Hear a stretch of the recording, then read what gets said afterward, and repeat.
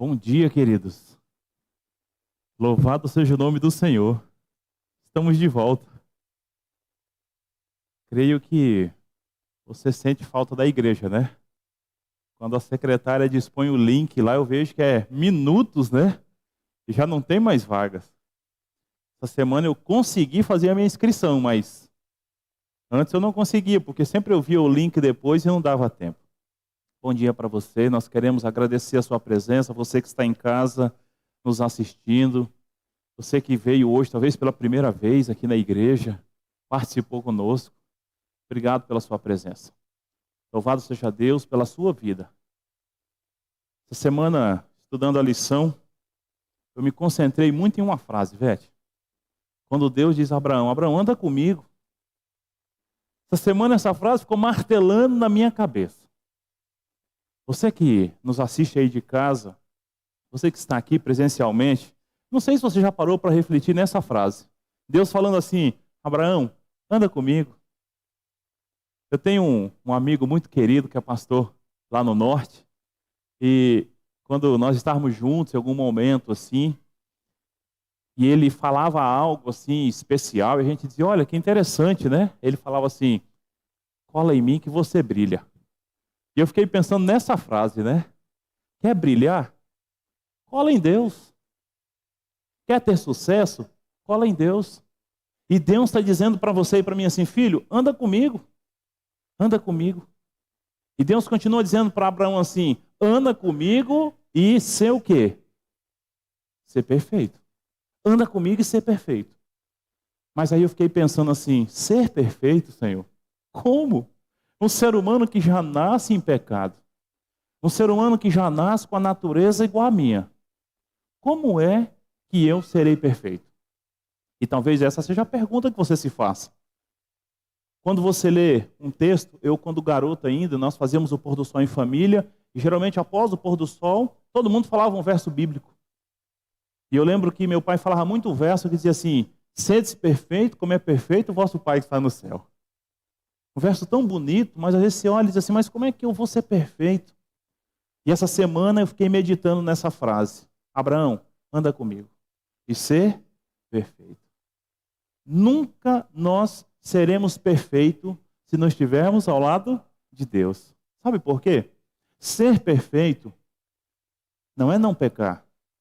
Ser perfeito não é não praticar, talvez, algo que desabone, mas ser perfeito é crer que Deus pode restaurar.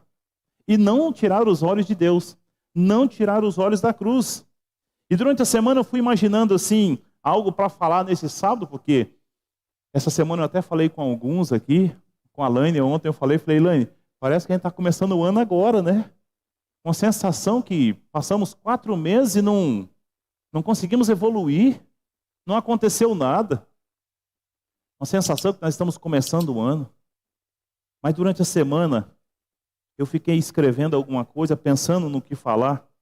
E eu quero começar com um texto que eu peguei do pastor Tim, onde ele diz assim, muitos terapeutas do púlpito não mais estimulam do que os pecadores a se arrepender.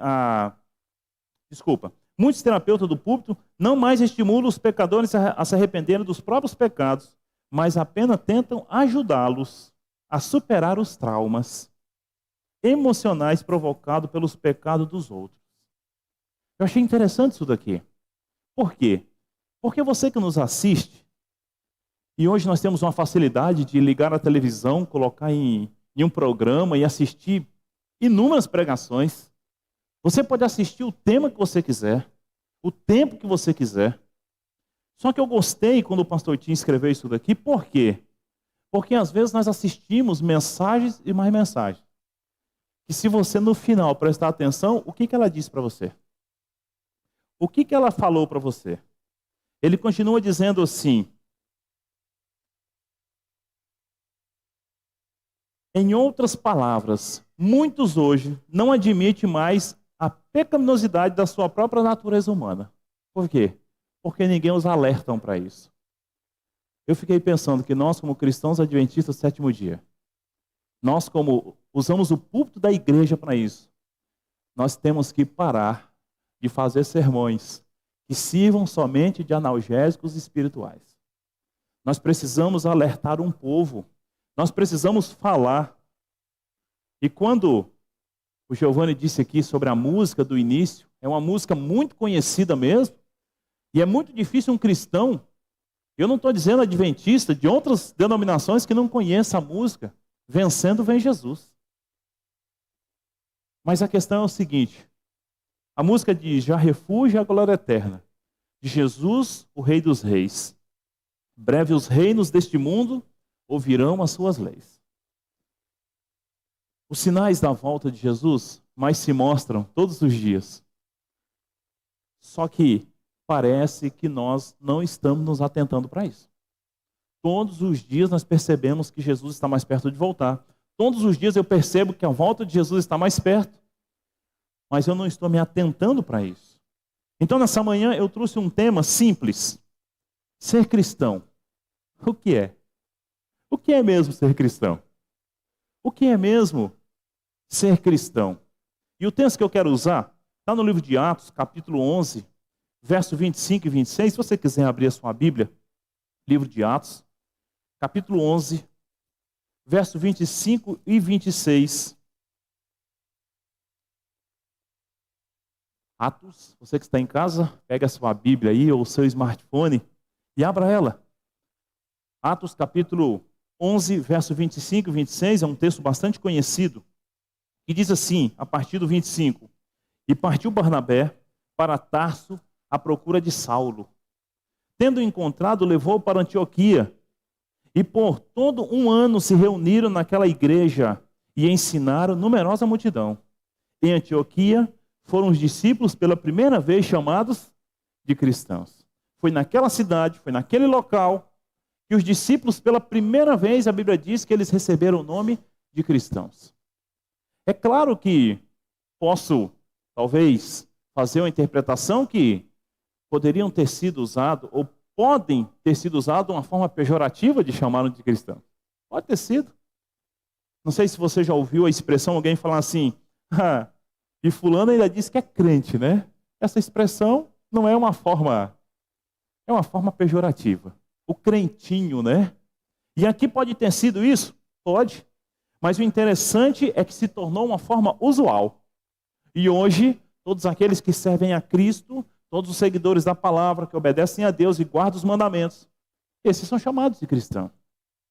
Mas a pergunta que fica é, será que eu posso realmente carregar esse nome? Segundo Crônicas 7,14, um texto também muito conhecido que diz, se o meu povo, que se chama pelo meu nome. Duas coisas interessantes nesse texto. Primeiro, um povo que chama por Deus, mas um povo que chama pelo nome de Deus. Às vezes você encontra alguém em qualquer lugar do Brasil e a pessoa diz assim, meu nome é fulano de tal, e diz o sobrenome. Aí você fala assim, você é parente de... Por causa do sobrenome, porque aquela pessoa se chama pelo nome de alguém. O texto diz, se o meu povo, que se chama pelo meu nome, em outras palavras, nós aqui na terra, nós somos chamados pelo nome de Deus. Quando as pessoas olham para você, eles chamam você de cristão, eles estão chamando você pelo nome de Deus. Mas o nome cristão, ele traz por trás algo muito sério. Durante muito tempo, ser cristão era trazer para si perigos até de morte. Ser cristão era trazer para si perigos de ser levado, quem sabe, para um coliseu, ser colocado ali com animais ferozes, ser destroçado por esses animais e outras formas. Ser cristão não era algo fácil. Hoje, inúmeras pessoas são identificadas como cristãos, mas a pergunta é, será que podemos carregar esse título? Será que eu posso carregar esse título? Ontem eu estava em um local, cortando o cabelo, e eu conversava um pouco ali com um rapaz que cortava meu cabelo, e ele me disse algumas coisas, e entre elas ele me falou assim, olha pastor, primeira vez que eu fui nesse salão, nunca tinha ido. E um rapaz muito comunicativo, ele disse assim, olha pastor, eu era de tal religião, eu e a minha esposa, eles não moravam aqui em Dourados, era de outra cidade, ele disse, eu era dessa religião. Só que pastor, eu comecei a ver os líderes da minha igreja fazendo algo que não condizia com aquilo que eles pregavam. Eu via eles falando algo, exortando a igreja, aconselhando os casais, mas não faziam aquilo. E ele disse, pastor, eu e minha esposa, nós começamos a desanimar. Desanimamos a ponto de não ir mais na igreja. E ele disse, já tem 1 ano e pouco, 1 ano e 3 meses que eu estou em Dourados, e eu não tive coragem mais na igreja aqui. Às vezes, quando nós usamos esse nome, mas nós não damos o testemunho, desculpa, mas nós podemos até tirar alguém da igreja. Nós podemos até influenciar a pessoas a saírem. Se nós fizermos uma análise rápida da nossa vida, se fecharmos os olhos agora, tem pessoa que só consegue se concentrar quando fecha os olhos, né? Se fecharmos os olhos agora e fizermos uma análise rápida da nossa vida, qual é a conclusão que nós iremos chegar? Como nós temos nos comportado quando estamos longe da igreja?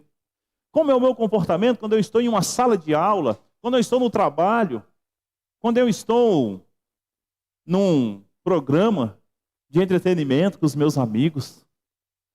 Quais as palavras que saem da minha boca? Quais são as atitudes? Quais são as histórias que eu conto?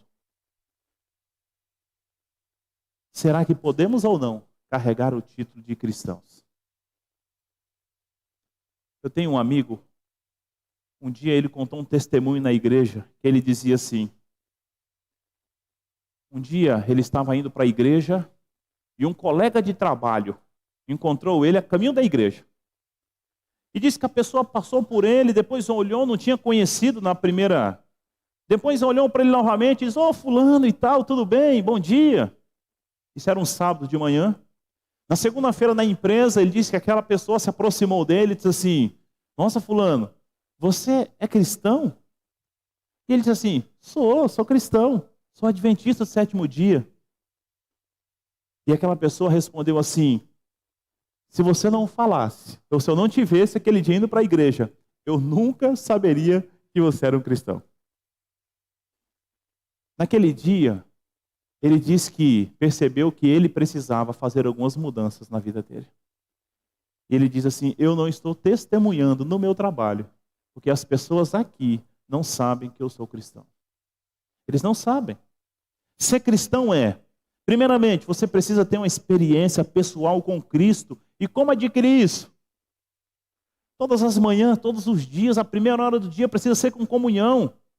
Você precisa, pastor, mas eu faço culto lá em casa, eu chamo a família, eu me reúno, eu faço culto. Isso é importante. Mas você precisa ter um momento a sós com Deus. Você precisa ter. Você precisa crer, aceitar. Você precisa receber o batismo do Espírito Santo diariamente. Andar com Cristo, ter compromisso, ser discípulo. E o que a Ivete falou no final da lição, obedecer. Nós entramos numa aliança com Deus, Oséias, que Deus só pede isso para nós. Deus não pede mais nada de você. Deus só pede que você obedeça. Deus está dando tudo para você. E Deus só pede o quê? Filho, obedeça. E aí eu volto na primeira frase, anda comigo. Ser perfeito. Anda comigo. Eu tenho certeza que todos vocês aqui, os que não são adolescentes, mas já passaram por essa fase de adolescentes e jovens, sempre nós, jovens e adolescentes, nós, e juvenis também, vou incluir todo esse grupo, você pode perceber aquela criança que tem 2 comportamentos. Uma longe dos pais e outra perto dos pais. Perto dos pais, nós somos tendenciosos a ser mais obedientes. Pelo menos era para ser assim, tá? Se tem alguma regra aí, exceção a essa regra, mas o correto era que perto dos pais, nós deveríamos ser mais obedientes. Alguns vão dizer, pastor, tem uns que é o contrário, né? Quando o pai está longe é uma bênção, quando o pai chega, isso está ao contrário. Porque os filhos deveriam ser mais obedientes, próximo ou perto dos pais. E quando Deus está falando para mim assim, está falando para você assim, filho, anda comigo, Deus está dizendo assim, porque se você estiver perto, você vai obedecer. Se você estiver perto, eu posso cuidar de você. Então anda comigo. Anda comigo. Tornar-se semelhante a Cristo. A oração do Marley, ele usou essa expressão, ser mais semelhante a Cristo. Como é que eu posso ser semelhante a Cristo se as minhas atitudes não condiz com o nome que eu carrego de ser cristão? Ser semelhante a Cristo é uma questão de caráter, resultado de andar com Ele. Mesmo que isso possa custar a nossa vida. Mesmo que isso possa custar a nossa vida. Mas andar com Cristo é uma questão de caráter. Onde quer, e esse texto eu peguei do Grande Conflito, onde quer que procurassem refúgio, os seguidores de Cristo eram caçados como animais. O texto começa dizendo assim, onde quer que eles procurassem refúgio, os seguidores de Cristo eram caçados como animais. Eram forçados a procurar esconderijo nos lugares desolados e solitários. Desamparados, aflitos e maltratados, dos quais o mundo não era digno. Errantes pelos desertos e montes e pelas covas e cavernas da terra. Naquele período, e aproximadamente 300 anos, houve a maior perseguição aos cristãos. O povo de Deus vivia dessa forma, às vezes em cavernas, debaixo da terra, refugiado nas montanhas, e eram caçados como animais. As catacumbas proporcionavam abrigos a milhares deles. Você já imaginou? Alguém morando lá no cemitério, numa catacumba? Mas era dessa forma.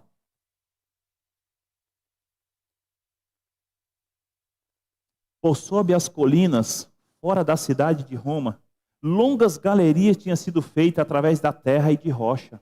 O escuro e complicado trama das comunicações estendiam-se quilômetros além dos muros da cidade. Nestes retiros subterrâneos, os seguidores de Cristo sepultavam seus mortos. Ali também, quando suspeitos e próscritos encontravam lar, quando o doador da vida despertar os que pelejaram o bom combate, muitos que foram mártires por amor de Cristo sairão dessas sombrias cavernas, sob a mais atroz perseguição. Essas testemunhas de Jesus conservaram incontaminada a sua fé. Por mais que eram perseguidos, eles conservaram incontaminada a sua fé. Posto que privados de todo conforto, excluídos da luz do sol. Hoje, nesse momento que nós vivemos, os médicos dizem assim, vocês precisam tomar sol, tem que tomar sol. Aquele povo não tinha a oportunidade de ver a luz do sol. Tendo o lar no seio da terra, nas cavernas, obscuro, mas ainda era amigo. Não proferiam queixa alguma. Ninguém ouvia aquele povo reclamando, aquele povo murmurando, eles não se queixavam daquilo. Não proferia queixa alguma. Com palavras de fé, paciência, esperança, animavam-se uns aos outros a suportar a privação e angústia, a perda total. A bênção terrestre não os poderia forçar a renunciar à sua crença em Cristo. Provações e perseguição não eram, senão passos que o levavam para mais perto do seu descanso e da recompensa. Quando eu leio essa história, você já deve ter lido o Grande Conflito. Eu já li o Grande Conflito, mas toda vez que eu leio, às vezes você para e diz assim, falta muito para mim ainda. Eu preciso caminhar muito ainda, eu preciso me preparar muito, eu preciso me aproximar muito de Deus, porque olha isso daqui.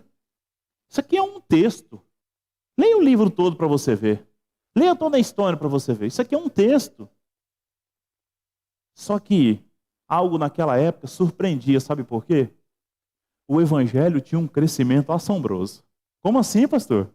Como assim? O povo fugindo, se escondendo, sendo mortos. Como o evangelho crescia? Porque se hoje que nós temos liberdade de pregar, não tem assim perseguição, o evangelho tem uma dificuldade de se expandir, como naquela época, com todas essas perseguições, o evangelho crescia. Deixa eu só voltar aqui para te dar uma referência, Grande Conflito, na página 40, primeira parte, e depois do Grande Conflito, página 41, a primeira parte, esse primeiro texto que eu li. Esse segundo está na página 41, a terceira parte. Disse um cristão, contendendo com os governadores pagãos que estavam a impulsionar a perseguição. Ele disse assim, podeis matar-nos, torturar-nos, condenar-nos. Vossa injustiça é prova de que nós somos inocentes.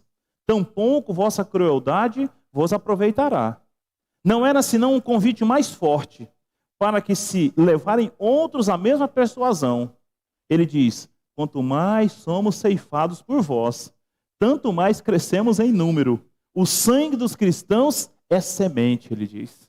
Quanto mais havia perseguição, quanto mais morria cristãos, mais pessoas aceitavam o evangelho. E quando eu olho para esse cenário, eu digo, meu Deus, me ajude a entender o que estamos vivendo hoje, tem alguma coisa errada. Será que nós precisamos ser pressionados, perseguidos para aceitarmos? Será se temos liberdade, livre-arbítrio de escolha? Aí não, aí eu... Agora quando vem a pressão, e aí eu comecei a fazer uma reflexão e escrevi aqui 3 frases. Na verdade, um texto pequeno, onde eu escrevi assim, nós cristãos, por mais que recebemos as bênçãos do Senhor, somos mais tendenciosos a buscar a Deus no momento da adversidade.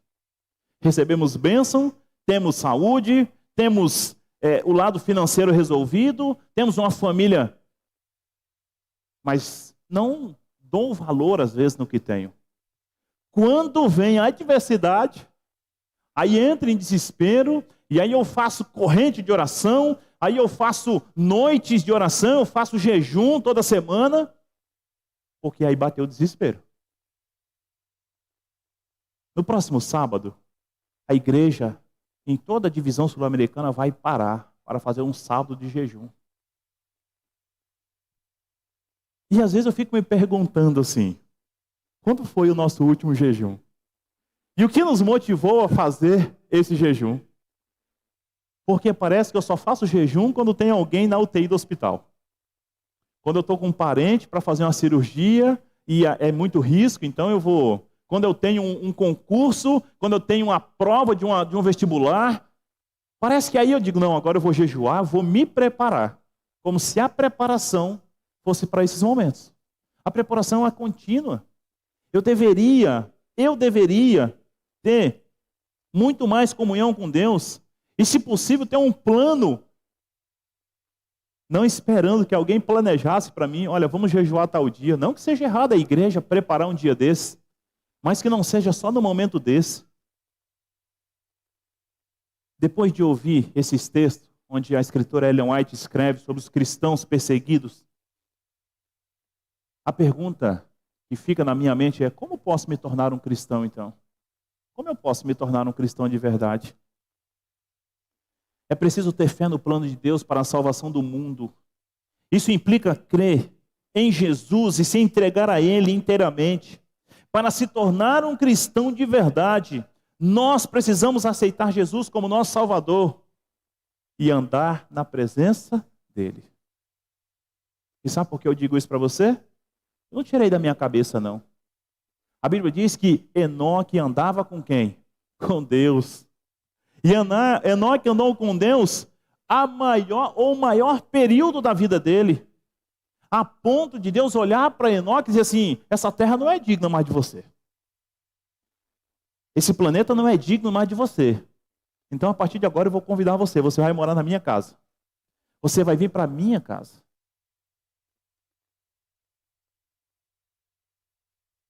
Alguma vez, você já acordou depois de ter sonhado com a volta de Jesus? Sabe quando você está naquele sono e aí você sonha com a volta de Jesus? E quando você acorda, você suspira fundo e diz assim, ainda bem que era só um sonho. Ainda bem que foi só um sonho. Porque eu ainda preciso me preparar. Eu preciso consertar algumas coisas. Eu preciso resolver alguns problemas. Eu já tive sonho assim.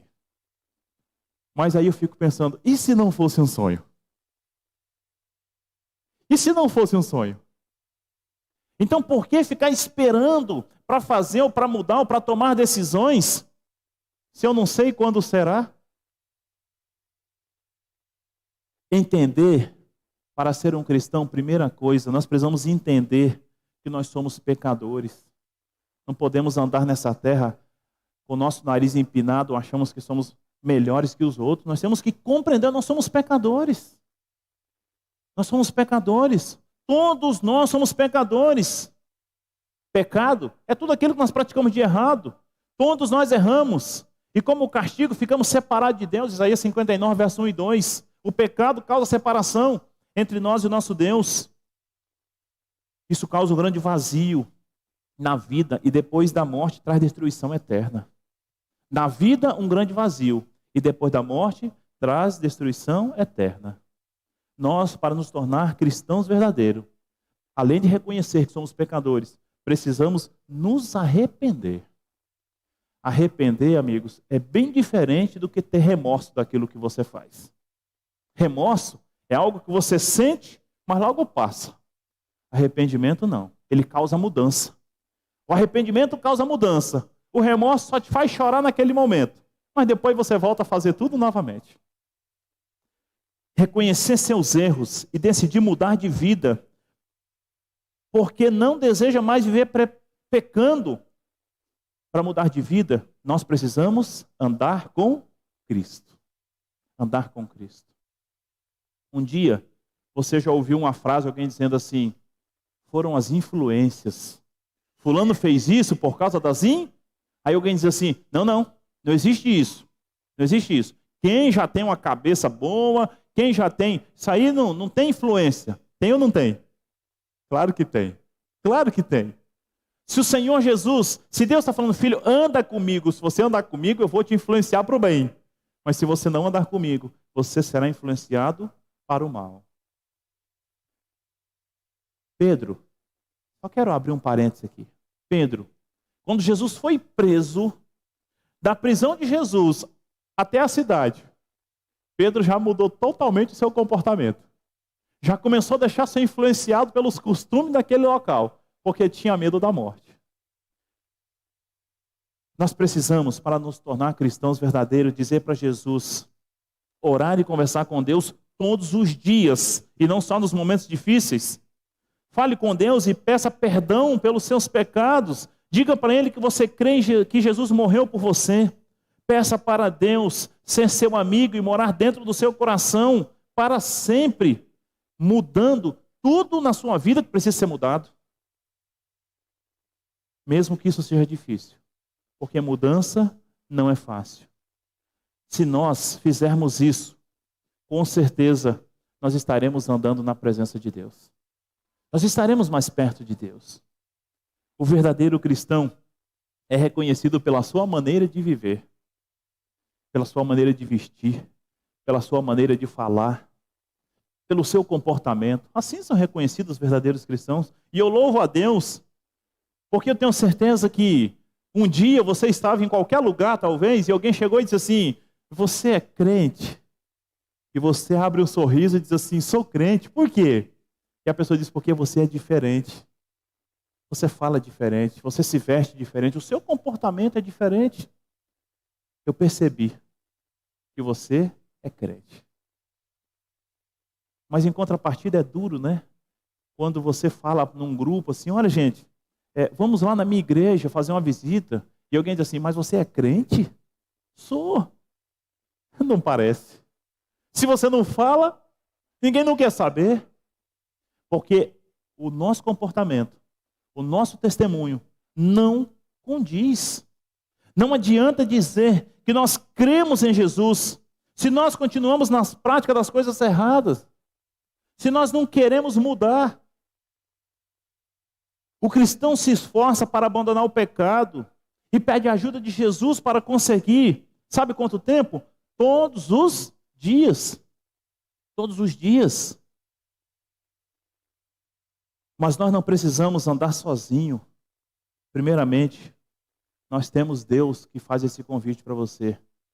Anda na minha presença. Nós temos os nossos irmãos que nos ajudam a prosseguir nos momentos difíceis da caminhada. A igreja é um lugar onde os cristãos se reúnem para crescer e adorar a Deus juntos e se ajudarem mutuamente. Se tem alguém que não te ajuda a crescer, se tem alguém que não te leva para perto de Deus, você precisa se afastar dessa pessoa. Pastor, mas eu gosto tanto. É um amigo do coração, eu amo tanto. Mas se essa pessoa não te leva para mais junto de Cristo, se essa pessoa não te leva para mais perto de Deus, desculpa, essa companhia não é benéfica para mim e nem para você. Nós precisamos de pessoas, de irmãos e amigos que nos aproximem de Deus. Procure se integrar no Evangelho, o Evangelho de Cristo. Procure mudar a atitude. Nós precisamos mudar as nossas atitudes. Conta-se a história que um dia Alexandre, conhecido como o Grande, que não era tão grande, mas era conhecido como Alexandre o Grande, diz que ele perdeu o sono uma noite, ele saiu a caminhar ali pela cidade, e ele começou a ir andando pelos muros da cidade, e todos os locais onde tinha guardas vigiando a cidade. E ele chegou em um ponto onde tinha um soldado. E ele encontrou aquele soldado num profundo sono. Já era tarde, era madrugada, e o soldado estava dormindo. Ele chamou outros guardas, prendeu aquele homem e sentenciou ele à morte. Porque imagina, um guarda, um sentinela que dorme no momento de trabalho, ele poderia colocar toda a cidade em risco. Ele poderia colocar toda a cidade a perder, por quê? Porque por ali facilmente alguém poderia entrar. E agora, quando aquele homem está sendo levado para a morte, ele começa a pedir misericórdia para Alexandre. E ele começa a clamar mesmo.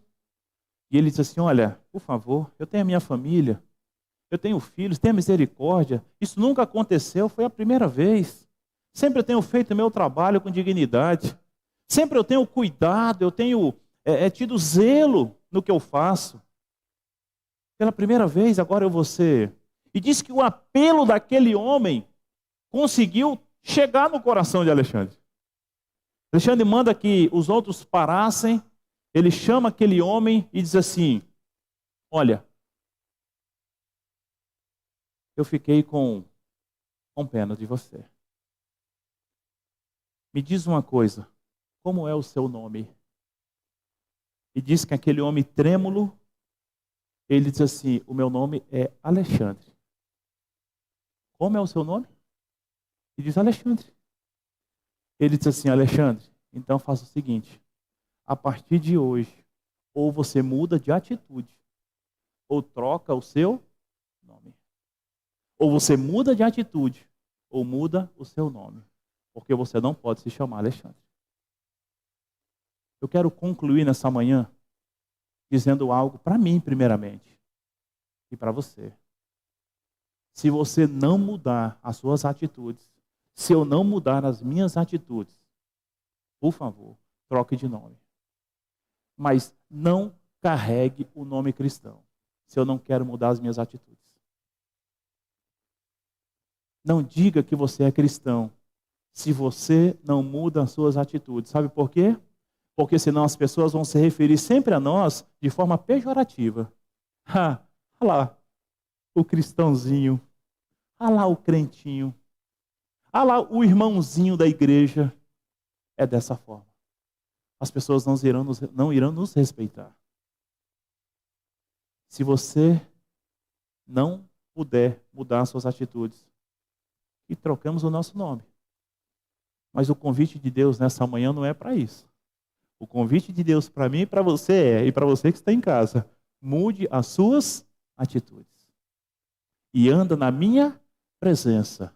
E você vai ser perfeito. Como ser perfeito num mundo de imperfeição? Ande na presença de Deus. Deus não está dizendo que você nunca mais vai pecar. Deus não está falando que você nunca mais vai perder a paciência. Deus não está dizendo, não. Deus está dizendo assim, você vai ser perfeito. Porque toda vez que você cair, você vai levantar. Toda vez que você errar, você vai se arrepender. Toda vez que você falhar, você vai recorrer a mim. Então Deus está dizendo assim: mude as suas atitudes e ande na minha presença e você vai ser perfeito. Como nós temos que orar pedindo isso para Deus? Dizer: Senhor, por favor, me ajude a andar contigo. Mas deixa eu te falar uma coisa. Deus, Ele quer muito que você ande na presença dEle. Mas outra coisa, não tem como eu andar na presença de Deus se as minhas atitudes não condizem com a vontade de Deus. Porque elas mesmas me afastarão dEle. Eu quero concluir dizendo para você o seguinte: já por fim entronizado, as nações hão de julgar, todo grande e pequeno, o juiz há de encarar. E aí eu quero incluir algo aqui. Nós, e se você crê nisso, né? Nós, os remidos triunfantes, em fulgor hão de cantar, vencido tem Jesus. Glória, glória, glória, aleluia. O cristão subirá com Cristo. Na verdade, agora eu vou tirar a palavra cristão e eu vou dizer assim: nós subiremos com Cristo quando Ele vier nas nuvens do céu, estabelecendo o seu reino, onde a morte não mais haverá, onde nós poderemos viver com Ele por toda a eternidade. Nós subiremos com Cristo. Amém? Nós subiremos com Cristo. Os requisitos para alguém se tornar um cristão são reconhecer que é um pecador e querer o perdão e a transformação por meio de Jesus. E a pergunta que eu faço, antes de terminar: você quer ser um cristão? Você quer ser um cristão? Pastor, mas eu já sou cristão. Pastor, eu já sou cristão, já fui batizado, eu frequento a igreja. Eu tenho até uma lição em casa, eu tenho Bíblias, eu canto. Quando me dão oportunidade, até lá no púlpito eu trago uma mensagem para a igreja. Isso não te faz cristão. Desculpa. Isso não te faz cristão. Isso não faz de você um cristão, nem de mim. O que faz de nós cristãos é andar na presença de Deus. Tem muitas pessoas que usam hoje púlpito de igreja, porque hoje, não desmerecendo a profissão de ninguém, mas hoje se criaram algumas modas por aí, né? E alguns usam o púlpito somente para, como o pastor Tim falou, para dar analgésico espiritual às pessoas. Eu lembro de um pastor amigo meu que fala assim: sermões água com açúcar. Você sai de lá feliz da vida, mas não nos chamam para uma mudança de atitude. Não me chamam para uma mudança. Eu anotei um texto que eu ouvi do pastor Wallace. Não sei quem é o autor, mas ele disse assim: quando eu vou à igreja e o pregador fala aquilo que eu gosto, eu saio de lá feliz com o pregador. Mas quando eu vou na igreja que o pregador fala aquilo que eu não quero ouvir, que o pregador fala sobre os meus problemas, os meus pecados, eu saio de lá muito triste comigo. E não é com o pregador. Nós temos que mudar de atitude. Quando alguém fala algo, é porque quer lhe ajudar. Jesus em breve voltará. Nós somos o povo que somos chamados pelo nome dele nessa terra. Eu e você. Nós somos o povo que precisamos, mesmo em face da morte, continuar pregando o evangelho e aproveitando esse momento. Os mártires da igreja primitiva. E eu poderia citar alguns nomes aqui, que o grande conflito traz uma série de nomes. Se aqueles homens, se aquelas mulheres, se aqueles cristãos vivessem nessa época, se eles vivessem hoje, eu posso até estar equivocado no que eu vou falar, mas Jesus já teria voltado. Porque eles pregavam sem temer. Eles pregavam todo momento. Eles levavam o evangelho em qualquer circunstância. Que o Senhor nos ajude. Que o Senhor cause uma mudança aqui dentro. Que o Senhor cause uma revolução no meu coração. Porque eu preciso me tornar mais semelhante a Cristo. O convite nesta manhã, não meu, de Cristo Jesus, é: filho, anda na minha presença. O que é ser cristão? É andar na presença de Jesus. Se você anda na presença de Jesus, você reflete a imagem de Cristo. Quantas vezes, Ivete, a comportagem nos proporciona momentos lindos assim, né? Quem já comportou aqui sabe disso. Você chegar numa casa de alguém, no lar de alguém, e a pessoa olhar para você e falar assim: você reflete o brilho de Cristo. A sua face reflete a pessoa de Jesus. Como é gratificante ouvir isso. O que a minha face tem refletido ultimamente? O que a sua face tem refletido ultimamente? Hoje o Senhor te convida para mudar de atitude. Deus não quer que você mude de nome. Deus quer que você mude de atitude. Deus não quer que você troque de nome. Deus quer que você mude a sua atitude. Que Deus te abençoe. Amém? A vida com Cristo precisa ser prazerosa. A vida com Cristo nessa terra precisa ser prazerosa. E o convite nessa manhã é que nós possamos servir a Cristo e ter prazer nisso.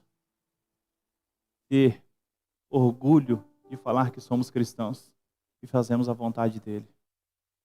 Vamos orar. Bondoso Pai, nós somos aquele povo o qual o Senhor um dia estabeleceu uma aliança com teu servo Abraão. Nós somos aqui, Pai, o povo da aliança, a aliança eterna. Nós queremos nesta manhã, Senhor, renovar a nossa aliança contigo, porque o pecado, ele muitas vezes nos afasta do Senhor. Hoje nós queremos renovar, nós queremos andar na presença do Senhor, nós queremos convidar o Senhor para morar na nossa vida.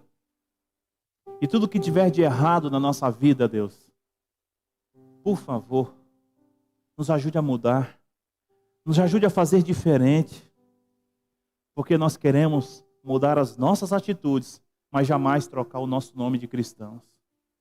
Nós queremos sim ser exemplos e seguidores de Cristo nessa terra. Abençoe nesta manhã cada um de nós. Que o Espírito Santo mais uma vez de maneira copiosa seja derramado sobre a tua igreja. E que ao sair daqui, ó Pai, possamos ter a certeza que tivemos um encontro com o Senhor. Querido Pai, muitos que vieram aqui nessa manhã estão com o coração partido, quebrantado. Porque, Pai, com certeza, muitos que estão aqui vieram, mas têm grandes preocupações. Talvez é saúde, talvez é financeiro, é conjugal. Mas o Senhor prometeu que se nós andarmos na sua presença, nós seremos perfeitos. E é óbvio, Pai, que o Senhor irá resolver os nossos problemas. Colocamos a nossa vida nesta manhã em tuas mãos. E nos despedimos. Certo que os anjos do Senhor nos acompanharão. Nós oramos e te agradecemos em nome de Jesus. Amém.